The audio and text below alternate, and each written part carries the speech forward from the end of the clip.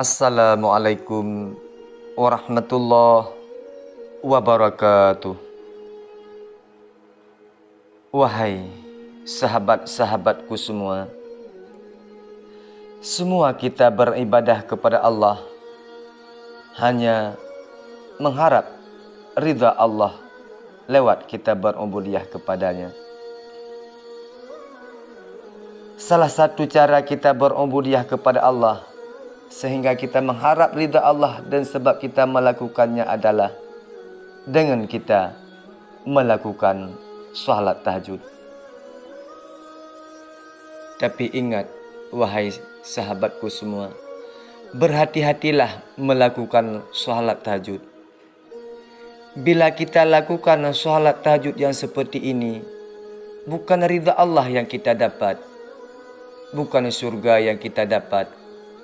Malah, bila kita lakukan salat tahajud seperti ini, murka Allah yang kita dapat, neraka Allah yang kita dapat dengan sebab kita melakukan salat tahajud seperti ini. Lalu, bagaimana kita lakukan salat sehingga salat sunnah, salat tahajud yang kita lakukan, neraka yang kita dapat, murka Allah yang kita dapat? Simak penjelasan video ini sampai habis. Padahal salat tahajud merupakan salah satu amalan sunnah yang punya keistimewaannya. Pahala orang yang melakukan tahajud atau qiyamul lail ini sangat besar.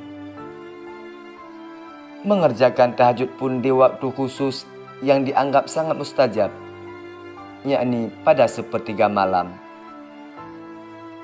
Walau demikian, banyak orang yang justru melewatkan tahajud padahal pahalanya sangat besar. Keutamaan tahajud adalah seperti melancarkan rezeki, membuat hajat mudah terkabul, pahala melimpah. Sehingga dengan sebab kita melakukan salat tahajud, kita dijamin masuk surga. Namun, ternyata ada hal yang membuat tahajud kita menjadi sia-sia. Kenapa?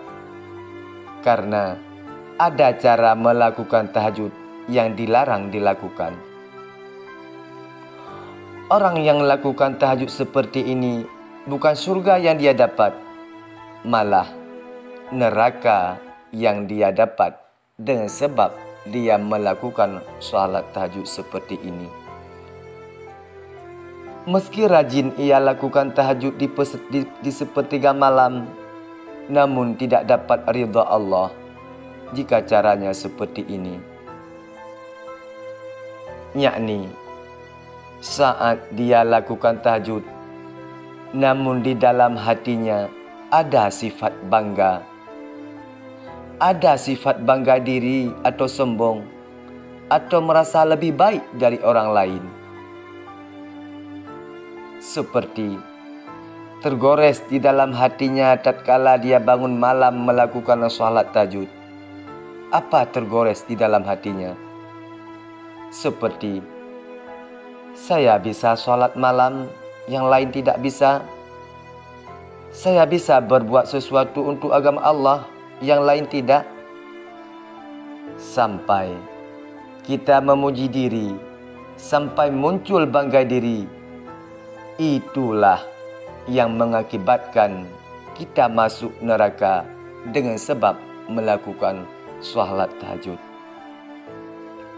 Sifat itulah yang membuat ahli tahajud tidak akan mendapat surga, melainkan neraka. Itulah penjelasannya agar jangan kita lakukan tahajud seperti ini. Bukan surga yang kita dapat, malah neraka yang kita dapat. Saya ulangi sekali lagi. Bagaimana cara melakukan salat tahajud sehingga bukan ridha Allah yang dia dapat, akan tetapi murka Allah yang dia dapat, akan tetapi neraka yang dia dapat? dan sebab dia melakukan solat tahajud. Seperti inilah, tatkala dia melakukan solat tahajud, tergores di dalam hatinya, saya bisa solat malam, yang lain tidak bisa. Saya bisa berbuat sesuatu untuk berbuat agama Allah, yang lain tidak. Sampai kita memuji diri, sampai muncul bangga diri, itulah yang mengakibatkan kita masuk neraka. Wallahu a'lam.